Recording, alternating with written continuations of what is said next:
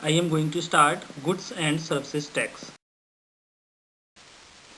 Introduction of GST. GST indirect tax है जो बहुत सारे इनडायरेक्ट टैक्सेस को रिप्लेस करके इंट्रोड्यूस हुआ।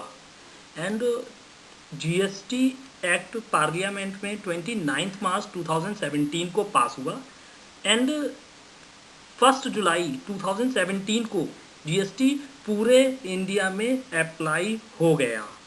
जीएसटी एक ऐसा टैक्स है जो गुड्स एंड सर्विसेज दोनों को इक्वली एक साथ सेम रूल्स के साथ अप्लाई होता है। एंड ये मल्टी स्टेज का मीन्स है कि जब जब गुड्स पास होगा या सर्विस पास होगी, जैसे मैन्युफैक्चरर से होलसेलर पे, होलसेलर से रिटेलर को, रिटेलर से एंड कंज्यूमर को, तो इन सबको जब भी गुड्स पास होगा मतलब सेल होगा तो हर स्टेप पे जीएसटी लगेगा ऑन वैल्यू एडिशन पे जीएसटी लगेगा। So it's multi stage tax. What is tax? सरकार को देश के नागरिकों को सुविधा देने के लिए बहुत सारे खर्चे करने पड़ते हैं, जैसे बिजली के खर्चे, पानी के खर्चे, शिक्षा सुविधाओं पे खर्चे। इन सब खर्चों को करने के लिए सरकार को बहुत सारे अमाउंट की ज़रूरत होती है। एंड ये अमाउंट सरकार दो तरीके के टैक्स से वसूल करती है। पहला तो सरकार लोगों के या कंपनी के आमदनी में से कुछ हिस्सा लेती है जिसे डायरेक्ट टैक्स कहते हैं। एंड सेकंड, वस्तु एवं सेवा को बेचने पे या वस्तु एवं सेवा के यूज़ करने पे जो टैक्स वसूलती है उसे इनडायरेक्ट टैक्स कहते हैं। What is direct tax? जैसा कि नाम से ही क्लियर है, डायरेक्ट टैक्स मीन्स कि जो टैक्स पेयर डायरेक्टली गवर्नमेंट को पे कर रहा है, बीच में कोई मीडिएटर नहीं है, जो पे कर रहा है वो डायरेक्टली खुद गवर्नमेंट को पे कर रहा है, उसे डायरेक्ट टैक्स कहते हैं।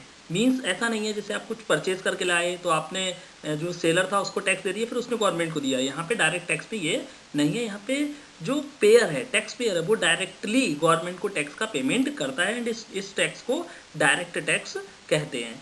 डायरेक्ट टैक्स 3 टाइप का होते हैं: income tax, state tax and wealth tax. Income tax का मीन्स होता है कि जो पर्सन या कॉरपोरेशन या एलएलपी जो इनकम अर्न करती है उसका एक हिस्सा गवर्नमेंट को पे करती है, उसे इनकम टैक्स कहते हैं। स्टेट टैक्स का मीन्स होता है कि जो प्रॉपर्टी आपको इनहेरिटेंस में मिली है, तो गवर्नमेंट ये कहती है कि आपको इनहेरिटेंस में प्रॉपर्टी मिली, इट्स मीन्स विदाउट कंसिडरेशन, तो आपको ये भी एक इनकम हुई है, सो आपको इस पर भी टैक्स देना होता था। इसे हम स्टेट टैक्स, इनहेरेंट टैक्स कहते हैं। वेल्थ टैक्स का मतलब होता है कि आपकी जो एक्यूमुलेटेड वेल्थ है एज ऑन 31 मार्च को आपकी एक्यूमुलेटेड वेल्थ या टोटल प्रॉपर्टी की वैल्यू कैलकुलेट की जाती थी एंड उस पर फिर टैक्स दिया जाता था, जिसे वेल्थ टैक्स कहते हैं। लेकिन अब ये inheritance tax and wealth tax दोनों ही इंडिया में अप्लाई नहीं है, अब सिर्फ इनकम टैक्स अप्लाई है। What is indirect tax? Indirect tax goods and services की वैल्यू पे लगता है एंड इनडायरेक्ट टैक्स जो गुड्स एंड सर्विस को परचेज करता है वो डायरेक्टली गवर्नमेंट को पे नहीं करता है। फॉर एग्जांपल, जैसे आप जॉन प्लेयर्स के शोरूम में गए एंड आपने एक शर्ट परचेज की फॉर यूज़, आपको पहनना है एक शर्ट और आप शोरूम में गए, आपने एक शर्ट परचेज की, शर्ट का प्राइस था 1000 रुपी एंड शर्ट पे 5% जीएसटी एप्लीकेबल होता है। सो आपसे जॉन प्लेयर्स के शोरूम का जो सेलर होगा वो आपसे 1000 रुपीज़ शर्ट का प्राइस एंड 50 रुपी टैक्स, यानी कि 1050 रुपी लेगा एंड ये 50 रुपी वो गवर्नमेंट को डिपॉजिट करेगा। लेकिन इसका पेमेंट तो आपने किया है, बट ये अल्टीमेटली गवर्नमेंट तक वो जो जॉन प्लेयर्स का सेलर है वो पहुंचाएगा। सो ये इनडायरेक्ट टैक्स है, पेमेंट आपने किया बट गवर्नमेंट को इसका पेमेंट सेलर कर रहा है, so it's indirect. Indirect taxes prior to GST means GST से पहले कुछ इनडायरेक्ट टैक्सेस एप्लीकेबल थे जो जीएसटी के आने से एप्लीकेबल नहीं है। कौन कौन से थे वो? कस्टम ड्यूटी थी, central excise duty, service tax, sale tax and value added tax VAT. Sales tax and value added tax VAT same हैं, दोनों ही गुड्स की सेल पे एप्लीकेबल होते हैं। कुछ स्टेट्स में सेल्स टैक्स एप्लीकेबल था तो कुछ स्टेट में वैट एप्लीकेबल था। कस्टम ड्यूटी क्या है? कस्टम ड्यूटी कब एप्लीकेबल होती है?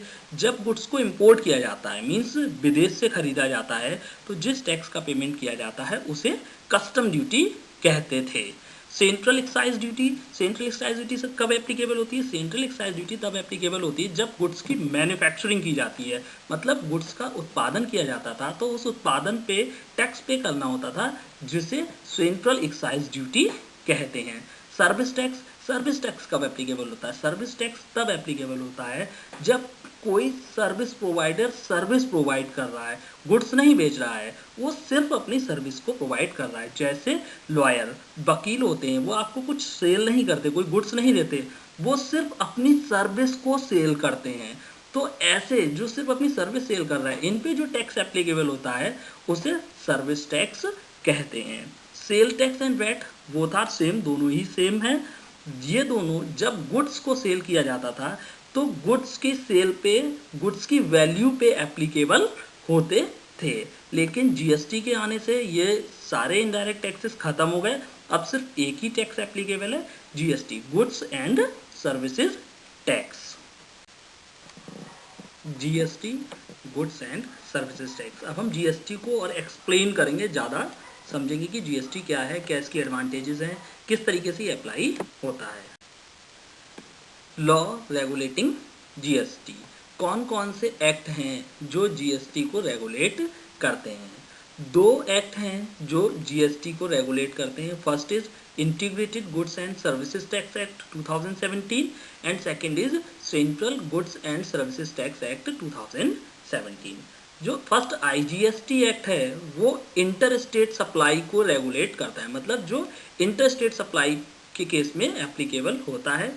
एंड जो सीजीएसटी एक्ट है वो इंट्रा स्टेट सप्लाई के केस में एप्लीकेबल होता है। और भी बहुत सारे प्रोविजंस हैं जो इन दोनों एक्ट में लिखे हैं, हमें जहाँ जहाँ जरूरत पड़ेगी हम इस एक्ट को पढ़ेंगे। Meaning of goods and services tax, देखिए जो जीएसटी है वो इनडायरेक्ट टैक्स है जो गुड्स एंड सर्विसेज के सेल होने पे एप्लीकेबल होता है। जीएसटी 1 जुलाई 2017 को इंडिया में अप्लाई हुआ, जो पूरी इंडिया में यूनिफॉर्मली अप्लाई होता है। एंड जीएसटी में गुड्स एंड सर्विसेज दोनों को ही कवर किया गया है। इम्पॉर्टेंट यह है कि जीएसटी डेस्टिनेशन बेस्ड टैक्स है। डेस्टिनेशन बेस्ड का मतलब क्या है, हम लोग एक एग्जांपल से समझेंगे कि डेस्टिनेशन बेस्ड टैक्स कैसे है। देखिए एक कंज्यूमर है जो बरेली का रहने वाला है एंड उसको एक मोबाइल फ़ोन परचेज करना है एंड वो मोबाइल फ़ोन को ऑनलाइन परचेज कर रहा है। एंड जो सेलर है वो दिल्ली का है, मींस दो स्टेट्स यहाँ पे इन्वॉल्व हो गई। कौन कौन सी? Bareilly means UP and Delhi. तो ये जो मोबाइल फ़ोन है ये 10,000 का है एंड इस पे 18% जीएसटी, मतलब 1800 रुपये जीएसटी का पेमेंट करना होगा। तो जो मिस्टर एक्स है बायर बरेली का, वो मिस्टर वाई सेलर जो दिल्ली का है उसको 11,800 का पेमेंट करेगा। अब देखिए जो भी टैक्स का अमाउंट कलेक्ट होता है वो हाफ सेंट्रल गवर्नमेंट को मिलता है एंड हाफ स्टेट गवर्नमेंट को मिलता है। सेंट्रल गवर्नमेंट तो एक ही है पूरे इंडिया में, लेकिन स्टेट यहाँ पे दो इन्वॉल्व हो गई इस ट्रांजेक्शन में। कौन कौन सी? एक तो यूपी एंड दूसरी दिल्ली। तो ये अब जो हाफ हुआ मतलब 9%, 900 रुपी, 900 तो मिलेगा सेंट्रल गवर्नमेंट को, बट ये जो 900 है ये कौन सी स्टेट को मिलेगा? मतलब जिसका बायर है यूपी का, या जिसका सेलर है दिल्ली का। तो देखिए ये जो 900 रुपी है ये मिलेगा यूपी गवर्नमेंट को, क्योंकि जीएसटी डेस्टिनेशन बेस्ड टैक्स है। मींस जो टैक्स होता है वो जो कंजम्पशन स्टेट है, डेस्टिनेशन कंजम्पशन स्टेट है, उसको पे किया जाता है, इसलिए GST destination based indirect tax है। 3 वर्ड्स ऑफ जीएसटी। देखिए जीएसटी में 3 वर्ड हैं, जी, एस एंड टी। तीनों ही बहुत इंपॉर्टेंट है। G means goods, S means services and T means tax. तो हम इन तीनों वर्ड को एक्सप्लेन करेंगे, गुड्स क्या है, सर्विसेज क्या है एंड टैक्स क्या है। अब हम जीएसटी के दो स्टार्टिंग वर्ड को डिस्कस करेंगे, गुड्स एंड सर्विसेज। देखिए goods means every kind of movable property, मतलब कोई भी मूवेबल प्रॉपर्टी मतलब जिसको एक जगह से दूसरी जगह पे शिफ्ट किया जा सकता हो, means other than land and building के अलावा सारी मूवेबल प्रॉपर्टी, इन सबको गुड्स की डेफिनेशन में कवर किया गया। Includes actionable claim. Actionable claim क्या होते हैं? एक्शनेबल क्लेम का मतलब है क्लेम के अगेंस्ट में रिसीव करने के लिए एक्शन लेने का जो राइट होता है उसे हम एक्शनेबल क्लेम कहते हैं। एंड ग्रोइंग क्रॉप्स मतलब जो फसल तैयार हो रही है, जो फसल उग रही है, उसको भी गुड्स माना गया है। घास को भी माना गया। And things attach to forming part of land which are agree to be serve, मतलब ये बता रहे हैं कि वो फसलें जो उग के तैयार होने वाली है, लैंड से अटैच हैं एंड जिनको बेचने का, सप्लाई करने का कॉन्ट्रैक्ट हो चुका है, उनको भी गुड्स माना गया है। बट एक्सक्लूड किया गया है दो चीज़ों को, किस किस को? मनी को और सिक्योरिटी को, मतलब पैसे को एंड सिक्योरिटी को गुड्स की डेफिनेशन में नहीं रखा गया है। अब सर्विस क्या है? Service means everything other than goods, मतलब गुड्स के अलावा सारी चीज़ें, एवरीथिंग मीन्स सारी चीज़ें क्या हैं? सर्विसेज हैं। इंक्लूड्स, क्या क्या इंक्लूड है? Activities related to use of money, पैसों के उपयोग से related activity, and conversion of money by cash by any other mode from currency denomination to another for which separate consideration is charged। Means अगर एक currency को, मतलब एक currency को दूसरी करेंसी में कन्वर्ट किया गया, जैसे डॉलर को रुपी में, एंड जिसने ये कन्वर्ट किया है डॉलर को रुपी में, उसने जो एक्स्ट्रा कंसिडरेशन, मतलब जो अपना एक्सचेंज चार्जेस उसने चार्ज किए हैं, जो फीस ली है, वो सर्विस की डेफिनेशन में कवर है। लेकिन यहाँ भी एक्सक्लूड किया गया है किसको? मनी एंड सिक्योरिटीज़ को। It's means money and securities ना तो गुड्स हैं और ना ही सर्विस हैं। मनी को सर्विस की डेफिनेशन में शामिल नहीं किया गया है, लेकिन मनी के यूज़ को सर्विस की डेफिनेशन में इंक्लूड किया गया है।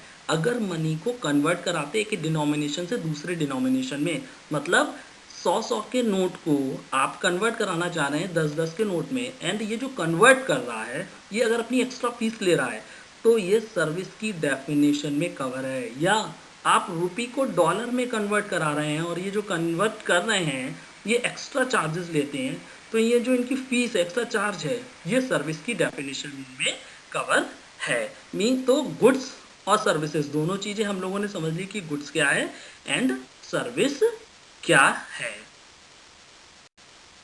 अब हम जीएसटी के थर्ड वर्ड टैक्स को डिस्कस करेंगे। वैसे तो हम टैक्स को स्टार्टिंग में भी डिस्कस कर चुके हैं कि टैक्स है क्या, लेकिन फिर से एक बार, टैक्स क्या है कि गवर्नमेंट को अपने देश के नागरिकों को सुविधा देने के लिए बहुत सारे खर्चे करने होते हैं, एंड इन खर्चों के रेवेन्यू को जो रिसीव करना है, मतलब जहाँ से रेवेन्यू जनरेट करने हैं, तो गवर्नमेंट क्या करती है कि दो टाइप से अपने रेवेन्यू को जनरेट करती है। कैसे?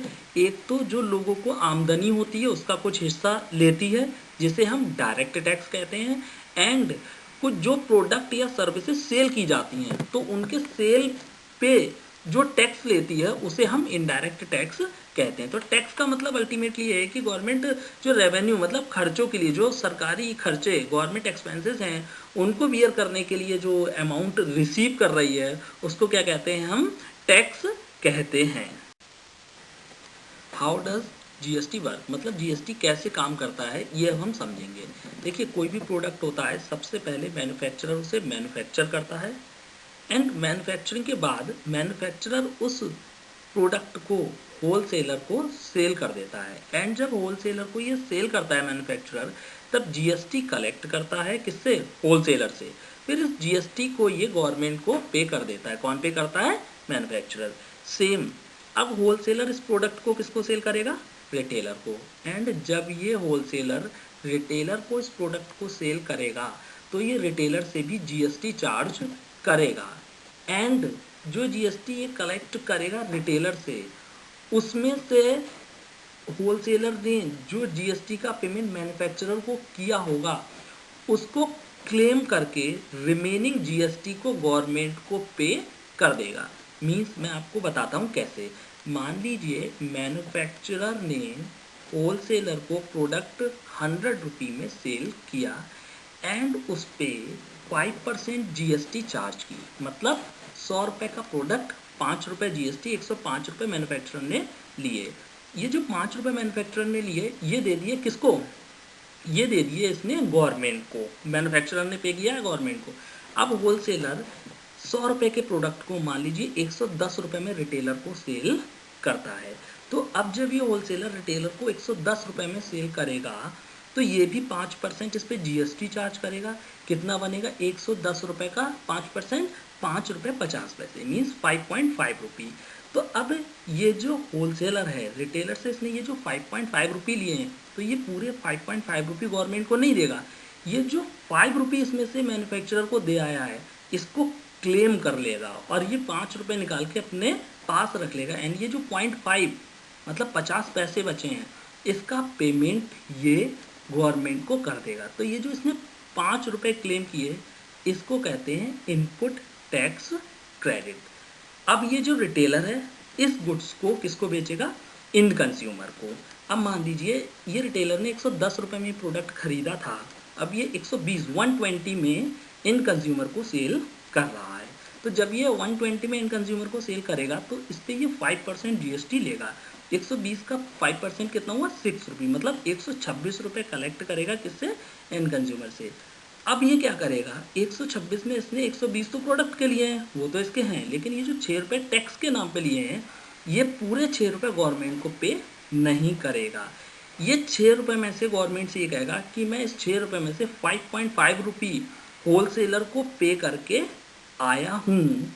तो ये इस 5.5 रुपये की क्या ले लेगा, इनपुट टैक्स क्रेडिट, एंड सिर्फ 0.5 रुपये मतलब 50 पैसे ही गवर्नमेंट को पे करेगा। इट्स मीन्स जो एंड कंज्यूमर है उसने 6 रुपये टैक्स के दिए, 120 रुपये प्रोडक्ट के दिए। तो जो वर्डन था अल्टीमेट वो किस पे पड़ा, एंड कंज्यूमर पे। कितने रुपए टैक्स का, 6 रुपये। तो ये 6 रुपये देखिए कैसे कैसे पहुँचे।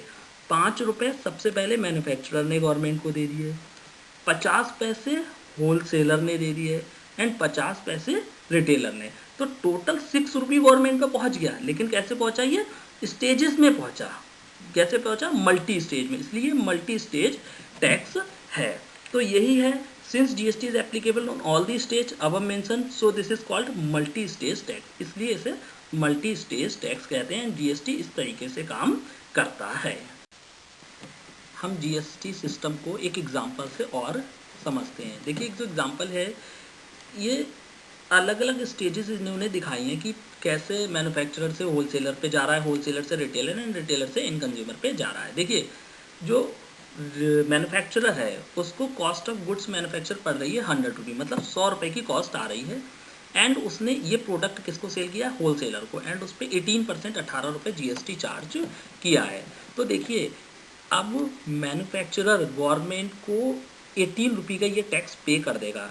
तो ये इसको क्योंकि पे करना है किसको, मैन्युफैक्चरर को, तो इसकी है ये आउटपुट टैक्स लायबिलिटी, इसको आउटपुट देना है, इस टैक्स को पे करना है। कितनी, 18 रुपये।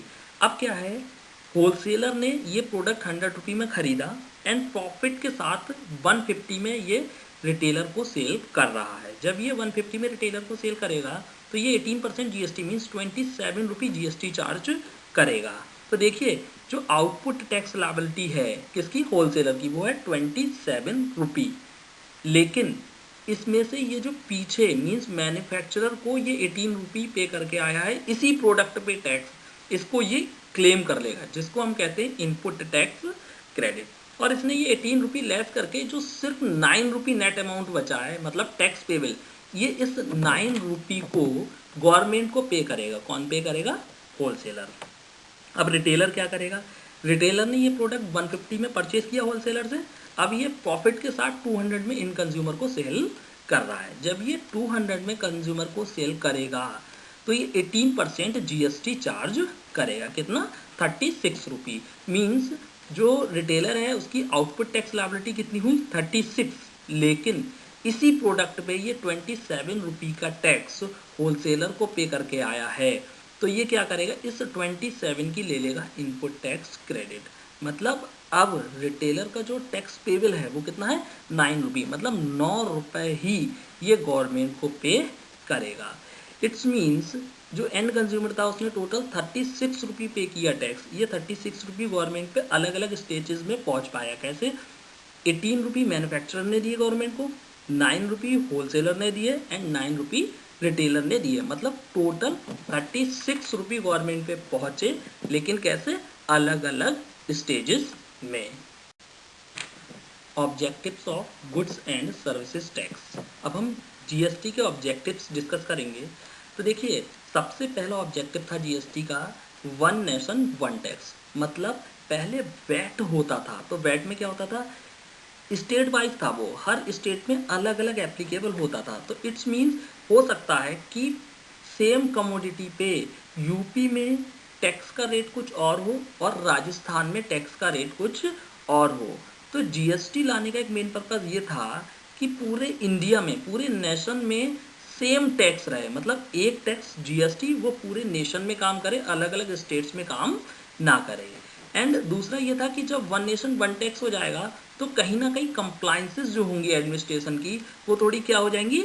कम हो जाएंगी। क्यों? एक तो ऑनलाइन वर्क हो गया, जीएसटी के आने से सारा काम ऑनलाइन हो गया, कुछ भी मैनुअल नहीं रहा, जिसकी वजह से आपको भी पता है कि जब ऑनलाइन काम होने लगता है तो क्या होता है? कंप्लाइंसेस क्या होती हैं? थोड़ी कम हो जाती हैं एंड सिस्टम से काम होने लगता है। एंड जीएसटी का एक पर्पस और था, क्या था?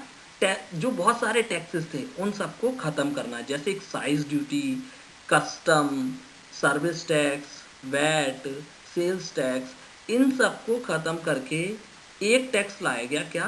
Goods and services tax. जो सर्विस टैक्स था वो भी इसी में इंक्लूड हो गया। तो ensuring few number of taxes, कुछ ही टैक्स के नंबर रखने के लिए, मतलब कुछ ही टैक्स रखने के लिए जीएसटी अप्लाई किया गया है। एंड देखिए, जीएसटी क्योंकि टोटली ऑनलाइन वर्क है, इसमें कुछ भी मैनुअली नहीं है। जब तक कि आपके लोकल डिपार्टमेंट से समन ना आए तब तक आपको फेस टू फेस जाके कोई भी काम नहीं कराना है। टोटल वर्क कैसा है आपका? ऑनलाइन। एंड ऑनलाइन होने की वजह से देखिए प्रोडक्टिविटी, जब कोई भी काम ऑनलाइन होता है तो प्रोडक्टिविटी उसमें बढ़ती है एंड ट्रांसपेरेंसी बहुत ज़्यादा बढ़ती है। क्यों? कोई भी कहीं भी बैठ के, जिसको अथॉरिटी है वो कहीं भी बैठ के किसी के भी डेटा को चेक कर सकता है कि कितनी रिटर्न्स फाइल हो गई, कितनी लेट फीस आई, कितना टैक्स आया। तो कहीं ना कहीं क्या हुआ? ट्रांसपेरेंसी भी इंक्रीज करने के लिए जीएसटी को इंट्रोड्यूस किया गया। एंड एक इम्पॉर्टेंट ये था कि जीएसटी आने से जो कैस्केडिंग का इफेक्ट था वो एलिमिनेट हो गया, ख़त्म हो गया है। कैस्केडिंग इफेक्ट क्या होता है? देखिए मैं आपको बताता हूँ कैस्केडिंग इफेक्ट क्या होता है। अभी हमने पीछे एग्जाम्पल समझे थे कि मैन्युफैक्चरर से रिटेलर, रिटेलर से होलसेल, मैन्युफैक्चरर से होलसेलर, सॉरी, मैन्युफैक्चरर से होलसेलर, होलसेलर से रिटेलर एंड रिटेलर से इन कंज्यूमर का प्रोडक्ट जा रहा था। तो जब मैन्युफैक्चरर होलसेलर को प्रोडक्ट सेल कर रहा था एंड जब होलसेलर उसको रिटेलर को सेल कर रहा था, तो होलसेलर रिटेलर से जो टैक्स वसूल कर रहा था उस पूरे टैक्स को गवर्नमेंट को जमा नहीं कर रहा था। उसमें से उसने जो टैक्स मैन्युफैक्चरर को पे किया है उसकी वो इनपुट टैक्स क्रेडिट ले रहा था। होता क्या था? पहले मान लीजिए एक स्टेट से जब जीएसटी नहीं था तब यूपी में राजस्थान से माल परचेज किया गया तो हमें सेंट्रल सेल्स टैक्स पे करना होता था, जिसे हम कहते थे सीएसटी। एंड ये जो सीएसटी जाता था 2%, इसकी हमें कोई भी इनपुट टैक्स नहीं मिलता था। मतलब जैसे 100 रुपये का हमने राजस्थान से गुड्स परचेज किया एंड उस पर हमने 2 रुपये सीएसटी दी, तो टोटल पेमेंट हुआ 102। अब हमने उस प्रोडक्ट को यहाँ ला के सेल किया यूपी में और उस पर 5% टैक्स है। हमने जब इन कंज्यूमर को सेल किया तो 5 रुपये हमने वसूल किए कस्टमर से। तो अब हमें गवर्नमेंट को पूरे 5 देने थे। हम ये जो 2 रुपये हम राजस्थान में सीएसटी के पे करके आए हैं इसका हम क्रेडिट नहीं ले सकते थे। लेकिन जीएसटी के आने से अगर आपने इंटर स्टेट परचेज की है तो आप जो टैक्स पे करके आओगे उसका क्रेडिट ले सकते हो। मतलब होता क्या था? पहले जो रिटेलर था, जो ये यूपी वाला सेलर था, ये चाहता था कि मैं अपने गुड्स को 102 रुपये से ज़्यादा पे बेचूं। क्यों? क्योंकि जब उसकी क्रेडिट नहीं मिल रही है तो उसको क्या होगा? 102 रुपये की क्या हुई? कॉस्ट हो गई। तो मतलब अब इस 2 रुपये पे भी टैक्स लगेगा। क्यों? क्योंकि कॉस्टिंग मान लिया गया है। तो क्या हुआ? जीएसटी के आने से कैस्केडिंग इफेक्ट खत्म हो गया। ठीक है। To promote the application of information and technology, क्योंकि जीएसटी में सारा काम ऑनलाइन है, कुछ भी ऑफलाइन नहीं है जीएसटी में। सारा काम ऑनलाइन होने की वजह से आईटी के सिस्टम को प्रमोट किया गया, मतलब आईटी मतलब इंफॉर्मेशन टेक्नोलॉजी को ही यूज़ किया जा रहा है। इंटरनेट के थ्रू कंप्यूटर से सारे काम हो रहे हैं, लैपटॉप से सारे काम हो रहे हैं, इसलिए इससे इंफॉर्मेशन टेक्नोलॉजी को प्रमोट करना भी था। Principles of goods and services tax, मतलब जीएसटी के हम सिद्धांत डिस्कस करेंगे अब।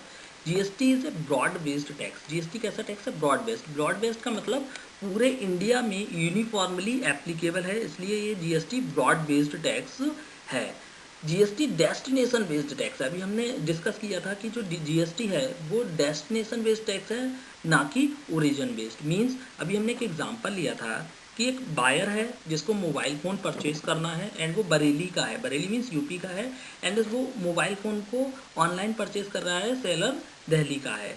तो ये मोबाइल 10,000 का इस एग्जांपल में परचेज किया था इसने, एंड 1800 रुपये 18% से 1800 रुपये जीएसटी का पेमेंट किया था।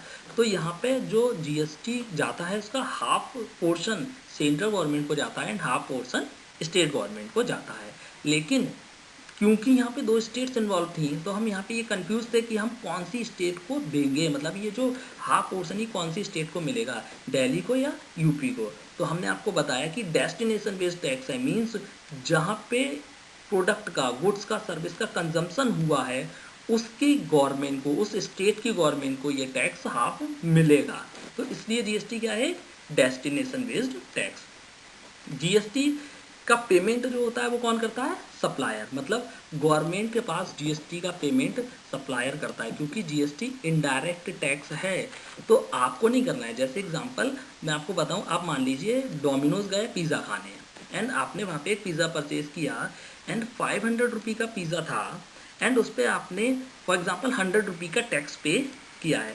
तो आपने अपने डेबिट कार्ड मतलब अपने एटीएम से पेमेंट किया स्वैप करा के। तो देखिए जब आप अपने एटीएम से पेमेंट कर रहे हैं तो 500 का पिज़्ज़ा एंड 100 रुपये का टैक्स, टोटल 600 रुपये आप जब स्वैप कराएंगे तो वो डोमिनोज के अकाउंट में जा रहे हैं, ना कि गवर्नमेंट के अकाउंट में। लेकिन अब डोमिनोज इस 100 रुपये को गवर्नमेंट को पे करेगा। इट्स मीन्स जो जीएसटी है वो सप्लायर पे करता है गवर्नमेंट को, लेकिन जो इसका वर्डन होता है, जो बॉर्न किया जाता है, जो बियर किया जाता है, वो कंज्यूमर द्वारा बियर किया जाता है। देखिए जीएसटी को एवरी पॉइंट पे, हमने भी एक पीछे एग्जांपल लिया था, मैन्युफैक्चरर से होलसेलर, होलसेलर से रिटेलर पे ये गुड्स आ रहा था और सभी लोग टैक्स, ऐसा नहीं है कि मैन्युफैक्चरर ने होलसेलर को बिना टैक्स कलेक्ट करे दे दिया एंड जो होलसेलर उसने रिटेलर को बिना टैक्स कलेक्ट करे दे दिया एंड अब रिटेलर टैक्स कलेक्ट करे कंज्यूमर को और उसको गवर्नमेंट को दे दे, ऐसा नहीं था। हर स्टेज पे टैक्स कलेक्ट हो रहा था, मीन्स एवरी पॉइंट पे टैक्स ऐड हो रहा था और हर पॉइंट पे टैक्स कलेक्ट हो रहा था। GST is taxable from source of business to consumption of business, मतलब जब से बन के तैयार हुआ तब से लेकर कंजम्पशन तक जीएसटी लगता रहा। जिसने प्रॉफिट अर्न किया उसको उस प्रॉफिट पे एक्स्ट्रा जीएसटी चार्ज करना पड़ा। जीएसटी में जो क्रेडिट है वो पूरी वैल्यू ऑफ चेन, मतलब जितने लोग भी सेल कर रहे थे उन सबको हम देख रहे थे टैक्स क्रेडिट मिल रहा था। जो हमने पीछे एग्जांपल लिया था उसमें मैन्युफैक्चरर ने पे कर दिया किसको? गवर्नमेंट को। फिर जो होलसेलर जब पेमेंट कर रहा था रिटेलर से कलेक्ट करके, तो उसने जो मैन्युफैक्चरर था उसको जो पेमेंट किया वो इनपुट टैक्स क्रेडिट ले लिया और जो सिर्फ नेट अमाउंट बचा उसी का टैक्स पे किया। मतलब फिर रिटेलर ने क्या किया? रिटेलर ने जब कस्टमर से, कंज्यूमर से, एंड कंज्यूमर था, उससे जो टैक्स कलेक्ट किया है तो उसमें से जो उसने होलसेलर को, मतलब जो रिटेलर ने होलसेलर को टैक्स पे किया उसकी क्रेडिट ले ली and remaining balance amount government को पे किया। मतलब सभी लोग क्रेडिट ले रहे थे, जिसे हम इनपुट टैक्स क्रेडिट कहते हैं। तो जीएसटी में सभी को इनपुट टैक्स क्रेडिट मिलता है। जीएसटी में सबसे ज़्यादा इंपॉर्टेंट है point of supply. Point of supply का मतलब हो रहा है हमें ये डिटरमाइन करना है कि इस पॉइंट ऑफ सप्लाई क्या है। पॉइंट ऑफ सप्लाई में बहुत सारी चीज़ें हैं। एक तो हम डेट देखते हैं कि किस डेट पे सप्लाई हुआ है, और दूसरा हम ये देखते हैं कि किस जगह को सप्लाई हुआ है। इस जगह की सप्लाई होने की वजह से हमें ये देखना होता है, क्योंकि ये डेस्टिनेशन बेस्ड टैक्स है, तो किस गवर्नमेंट को हाफ पोर्शन दिया जाए। पॉइंट ऑफ सप्लाई का मतलब ये है, जैसे कभी आप कोई कार, महंगी कार परचेज करेंगे तो आपको एकदम ऐसा नहीं होता कि आप कार परचेज करने गए और आपको मिल गई। सबसे पहले आप क्या करते हैं? कार को बुक करके आते हैं। अब मान लीजिए फॉर एग्जांपल आप फर्स्ट जून को कार बुक की है तो ज़रूरी नहीं है आपको फर्स्ट जून को ही कार डिलीवर भी हो जाए। आपको क्या होगा, कार डिलीवर मान लीजिए कब होगी, 1 जुलाई को। तो अब इसमें एक कन्फ्यूज़न है कि हमने जो कार बुक की तो कुछ पेमेंट भी किया होगा, तो ये जून में बुक की है एंड डिलीवरी जुलाई में हुई है। तो यहाँ पे पॉइंट ऑफ सप्लाई मतलब टाइम ऑफ सप्लाई क्या माने, हम जून माने या जुलाई, मतलब 1 जून माने या 1 जुलाई। तो हम जब आगे डिस्कस करेंगे अभी सिलेबस में कि टाइम ऑफ सप्लाई कैसे डिटरमाइन होता है, तब हम आपको बताएंगे कैसे। फिलहाल इम्पॉर्टेंट क्यों ये इसलिए इम्पॉर्टेंट है क्योंकि डेट्स का फर्क पड़ता है। अगर हम 1 जून लेंगे तो हमें जून के मंथ की रिटर्न में अपनी सेल दिखानी है, यानी कि जो सेलर है जिसने कार सेल की है उसको कब दिखानी, जून के मंथ में। और अगर वो डिलीवरी के बेसिस पे चले तो उसको जुलाई की मंथ में सेल दिखानी है। मीन्स अगर बुकिंग की बेस पे सेल दिखाई जा रही हो तो जून की रिटर्न में जाएगी, और डिलीवरी के बेसिस पे दिखाई जाए तो जुलाई के मंथ में जाएगी। तो इसलिए जीएसटी में पॉइंट ऑफ सप्लाई बहुत ज़्यादा इंपॉर्टेंट है।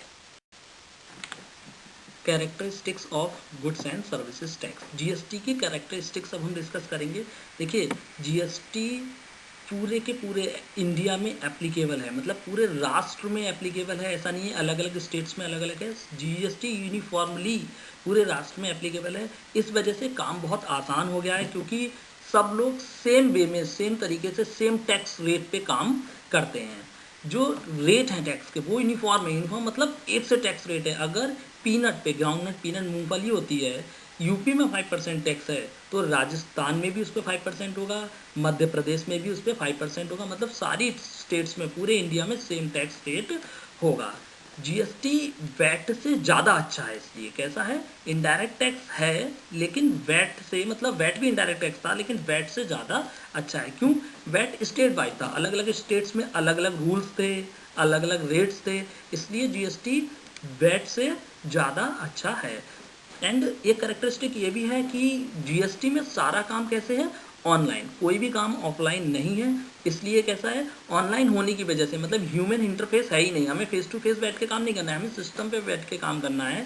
इसलिए जीएसटी कैसा है, अच्छा, मतलब इसकी करेक्टरिस्टिक्स एक ये भी एक करेक्टरिस्टिक है कि ऑनलाइन काम है, मतलब जो भी रिटर्न फाइल होनी है ऑनलाइन होनी है।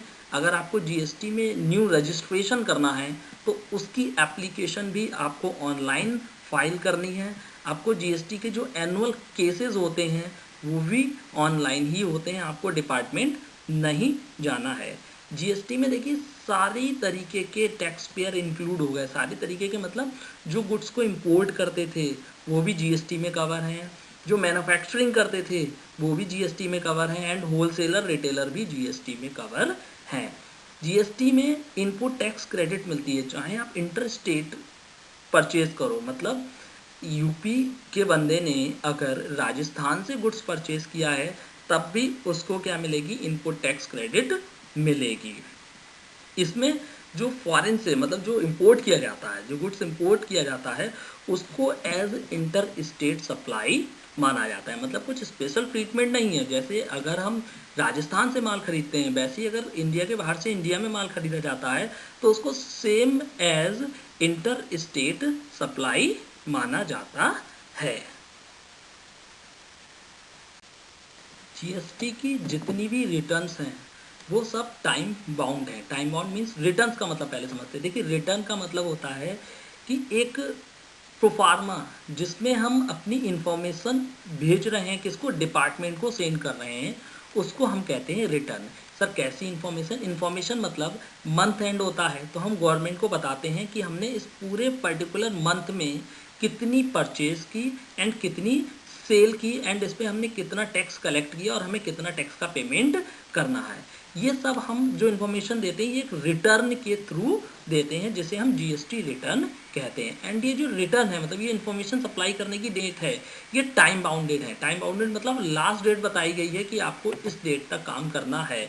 अगर आप उस डेट तक इन्फॉर्मेशन सप्लाई नहीं करते हो, मतलब अपनी रिटर्न फाइल नहीं करते हो, तो आपको लेट फीस का पेमेंट करना होगा। एंड ये जितनी भी रिटर्न हैं ये सब इलेक्ट्रॉनिकली जाती हैं। इलेक्ट्रॉनिकली मतलब ऑनलाइन, जैसे कि मैंने आपको पहले भी बताया जीएसटी में सारा काम कैसे है, ऑनलाइन है, आपको डिपार्टमेंट नहीं जाना है। एंड जीएसटी में जो पेमेंट होता है टैक्स का, जो टैक्स हमारा बनता है, जो हमने टैक्स कलेक्ट किया, उस टैक्स को गवर्नमेंट को पे करेंगे इनपुट टैक्स क्रेडिट को लेस करने के बाद। उसका पेमेंट भी कैसे होगा अब? ऑनलाइन। मतलब जितने भी पेमेंट्स हैं वो कैसे कर दिए गए? ऑनलाइन। आपको कैश डिपॉजिट नहीं करना है वहाँ से जाके, आप या तो बैंक में चालान जमा करिए, वो भी ऑनलाइन है, या फिर आप ऑनलाइन इंटरनेट बैंकिंग के थ्रू भी आप डिपॉजिट कर सकते हैं। मतलब आपको डिपार्टमेंट में कैश पेमेंट नहीं करना है।